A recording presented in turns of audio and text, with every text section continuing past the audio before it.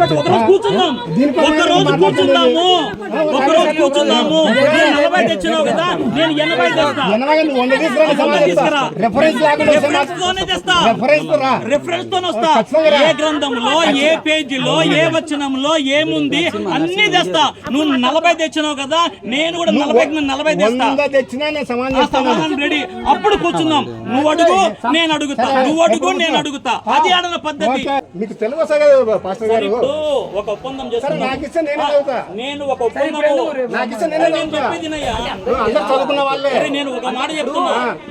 ఒక ఒప్పందం బాబు, ఒక నిమిషం. ఒక ఒప్పందం. నువ్వు 40 క్వశ్చన్లు అంటున్నావు కదా, నేను కూడా 40 ప్రశ్నలు. నేను కూడా 40 ప్రశ్నలు రిఫరెన్స్. నేను కూడా చేస్తా. నేను కూడా తేవాలి. ఎప్పుడు రమ్మంటే అప్పుడు వస్తాను. నోటి మాట. నువ్వు ఏ విధంగా బైబిల్లో రెఫరెన్స్లు తెచ్చినావు, దాని జవాబు కావాలంటున్నావు. దాని జవాబు చెప్తాము. చదివి వినిపించాం కాదు, దాని జవాబు కూడా చెప్తామయ్యా.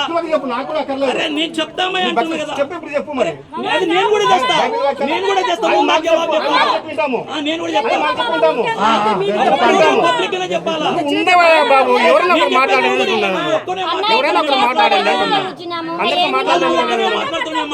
నాకు వాక్ స్వాతంత్రం లేదా? నేను అనేది విను. నువ్వు 40 క్వశ్చన్లు తెచ్చినావు, నేను కూడా 40 తెస్తా.